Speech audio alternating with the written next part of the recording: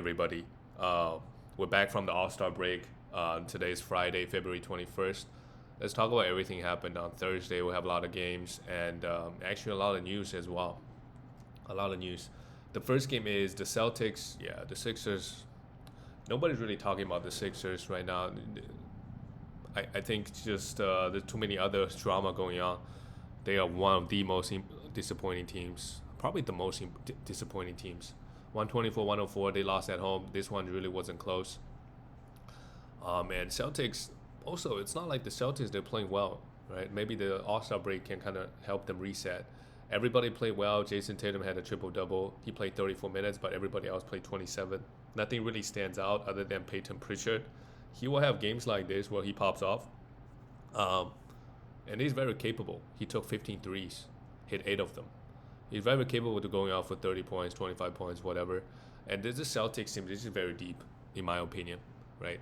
Because you got your starting five, which is already really, really good. You have like Porzingis and Drew Holiday and Derrick White. And then you have Al Horford. Even though he's old, he can still come off the bench, give you really good 20 minutes. And you have Peyton Pritchard, can really score. Sam Hauser, right? Luke Cornett, very good team. Sixers, Embiid, horrible. I mean, he got most of his points from the free throw line, right? Free throw merchant. Now you got Shea. But, in fantasy-wise, it's also not good for Embiid, for Paul George, for Maxey. Maybe not so much for Maxey because he's young, but, if they're out of the playoff race, which they are currently sitting at 11th, they are 1.5 games.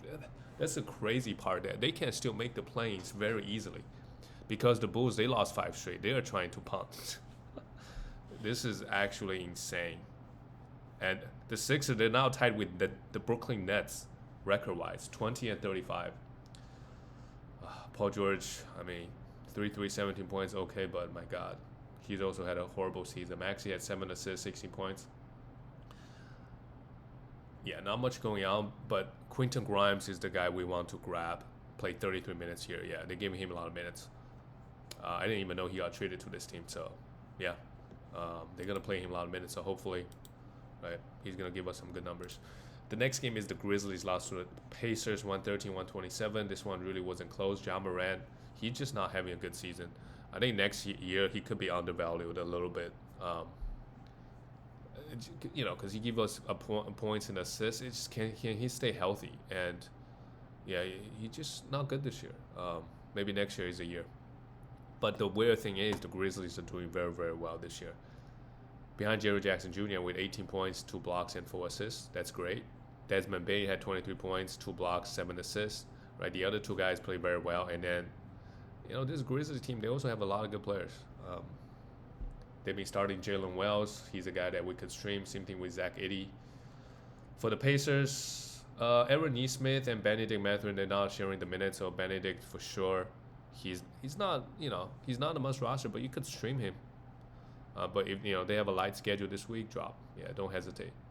Tyrese Halliburton had a great one, 22 points, 9 assists, and still on the block with 4 threes. That's pretty good. Maybe not first round good.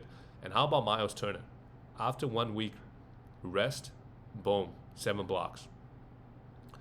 He hasn't blocked 7 shots at all this year, maybe.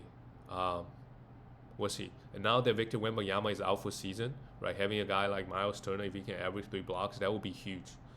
Absolutely huge for your team. Pascal Siakam, 16 points. Okay, not much to talk about for this Pacer team.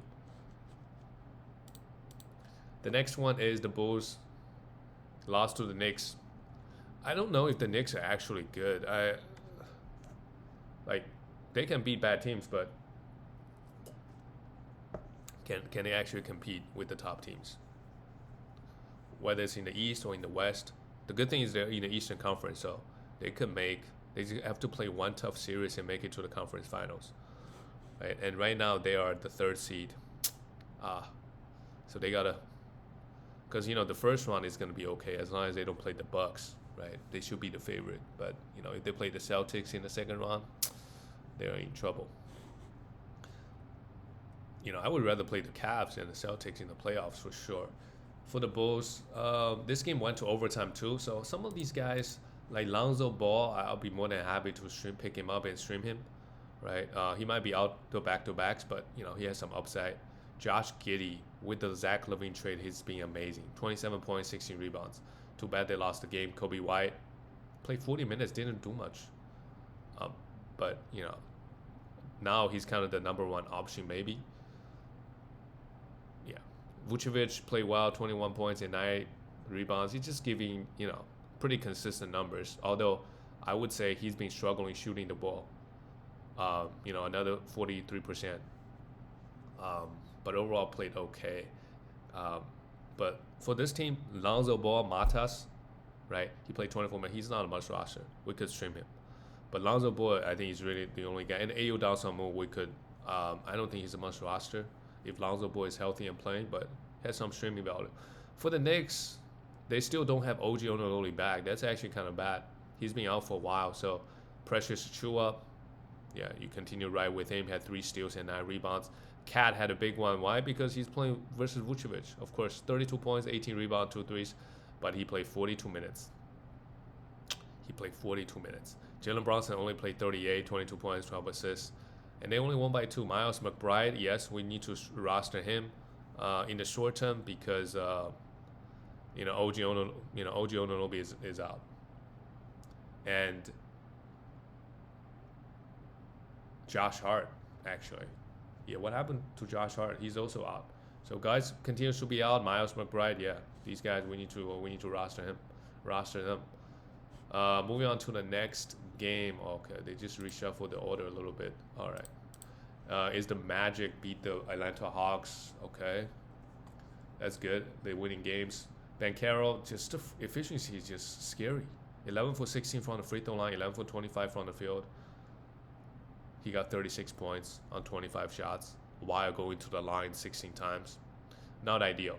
Fred Wagner, 25 points, also played I would say very well, to be honest. Wendell Carter Jr., but, again, this game they played the Atlanta Hawks. Wendell Carter Jr. got his with 32 points with 32 minutes. So now if you need rebound, definitely look at him. While Cole Anthony, where's Jalen Suggs? Cole Anthony Black, those are the guys that we want to stream. Cole Anthony played 31 minutes for whatever reason. So if he's on the waiver wire, let's take a look at him. But I don't think there's going to be anything long term. But the fact that Jalen Suggs is still out, it's a little bit concerning. For the Hawks, it's a low across the board for a lot of these guys. Trae Young had a big one, 38 points, 6 assists, just not enough. Dyson Daniels, surprised he struggled. He goes 3 for 15, right? Usually this guy only take good shots, so just don't have it tonight. But he grabbed 11 rebounds, 4 assists, and 3 steals. He's still such a beast. Okongwu, he's a must roster. Not the best game, but 11 points, 7 rebounds, 3 assists, and a steal. And a block is more than solid, I would say. And Ricochet, they're just not giving him minutes. Even though he grabbed 12 rebounds here, he's not a must roster. Definitely a guy that we could stream. Same thing with Georges Nier and Caris LeVert. We know Georges Nier is going to hit a lot of threes. So if there's a back-to-back, take a look at him, and then Caris LeVert too. He give you a little bit of everything, but we know his efficiency is the problem. The next game is the Cavaliers and the Brooklyn Nets, 110-97. Yeah, the Cavaliers, they're not worried. They're not worried about the regular season. They just, there's too many bad teams in the East, to be honest. It's just so easy. If you're a good team, it's just so easy to have a top 4 seed, to be honest. Darius Garland, 18 points, 9 assists. Great. Donovan got his. Mobley and Allen. I'm not even going to bother reading their stats because, yeah, they're just very consistent putting up good numbers. The problem with this team is, not one guy, like for Donovan, for example, he's not going to average 30 points because there's too many guys can get a bucket. Ty Jerome really is the only guy that we should pay some attention to when Darius Garland is out. He can come in and play 30 minutes, and he's going to put up good numbers. But, yeah, not much going on with this team fantasy-wise. They just keep winning. But for the Brooklyn Nets, they are just how they give players, how they distribute the minutes really is a myth. They keep starting, they're starting D'Lo, they keep giving him 18 minutes, 17 minutes, 25 minutes. I wonder his over and under for D'Lo. How do you make the line? Because one game he played 25 minutes, one game he's played 17, where he had One game he could have 25 points, one game he could have 3 points. So it's just all over the place. But D'Lo is too good to drop away. We had to roster him. But when playoff comes around, don't, he could be a drop, right? If he's still, honestly, I don't think he's gonna change. To be honest, the Brooklyn Nets, they're just gonna keep doing what they're doing. Keon Johnson actually is one of the only players who have consistent minutes for whatever reason, right? He's getting consistent like high 20s in minutes. So if you want to stream him, you could, but his efficiency is really bad. Claxton, fantasy-wise, had a great game, 2 steals and 3 blocks, but goes 0 for 4 from the line, 28 minutes. Cameron Johnson, they're playing him. If you can trade him, I would, but probably doesn't really have a lot of value. And where's Cam Thomas? He's a guy to get drafted pretty high, and you just haven't seen him play. He's gonna average 20 points if he plays, which is really good, but you just don't see him. The next one is the Clippers. I think the Bucks had a rally in the fourth quarter. Yeah, they had a rally in the fourth quarter. So great win for the Bucks and the Clippers. Kawhi Leonard, now he's just fully ramped up and ready to go. This is gonna be the strategy, I think, for Kawhi next year as well, because he can't play for the whole season. So really, he's gonna play half a season, so he can be somewhat healthy in the playoffs, which is, in Kawhi's case, I get, right, because he's actually hurt. And his knee just can't take on any, 4 threes, 25 points. Not the best game, but still very good as long as he's playing. Zubac, what a game, 1 steal, 4 blocks, 15 rebounds. He's another guy this year just being amazing. James Harden played well, and he's been amazingly healthy. How many games has he missed? Chris Dunn actually popped off with six steals and a block. We got to take a look at him. I think, is Norman Powell out? Maybe that's why. Yeah, Norman Powell was out, so he got 30 minutes. That's not easy because, you have Ben Simmons, you have Bogdanovic, but, they still gave Chris Dunn 30 minutes. So he obviously played well this game. And Ben Simmons could be a streamer. Bogdanovic could be a streamer. I think Bogdanovic, Clippers could really use him more. He's just a guy that can shoot a lot of threes and create for himself and create for his teammates.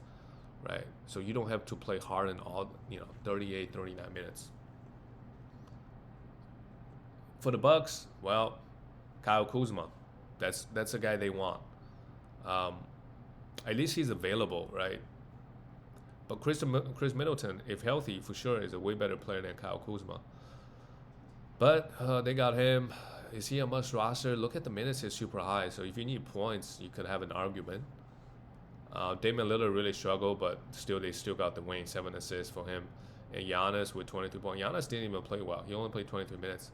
I wonder what happened. Is he in foul trouble here? 3 fouls, 23 minutes. Not sure why he only played 23. It's such a close game. Brook Lopez also, after the All-Star break, right off the bat, first game, 4 blocks. So maybe the rest does help. The next one is the Denver Nuggets. They beat another bad team. But the Denver Nuggets, after this win, they won 9 straight. They're the 2nd seed. I know, OKC obviously have a big lead, but let's say we get to the end of the season, the Nuggets only 4 games behind OKC, and Jokic is still playing the way he's playing.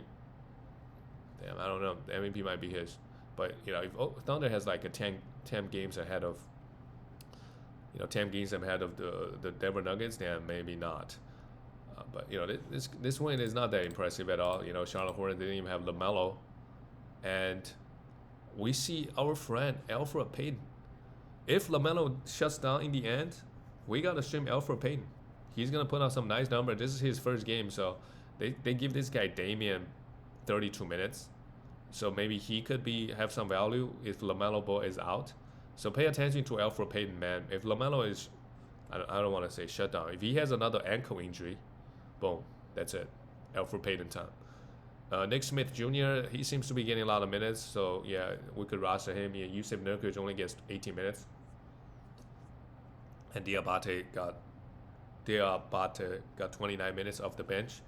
Both guys, I think, have streaming value, but I don't think they're must rosters because the minutes up and down. Miles Bridges popped off, yeah. If you picked up Miles Bridges, Because earlier this season, you have Brandon Miller, right? Now he's out for season. This game, LaMelo is out. So Miles Bridges has been having a great second half. 36 points is amazing. 13 rebounds, 7 assists, 3 steals and block with 5 threes. Yeah. Amazing game. And Josh Green hit 5 threes. If you need 3 and steals, they got a back-to-back. He's your guy. Denver Nuggets, Jokic. Yeah, this game really wasn't that close. He still played 37 minutes, which is interesting. Just another easy night at work. 6 threes. He took 14 threes. I wonder what happened. Why he took so many threes. 29.7. I guess he had it going, so he's like, okay, fuck it. I'm going to shoot 14 threes.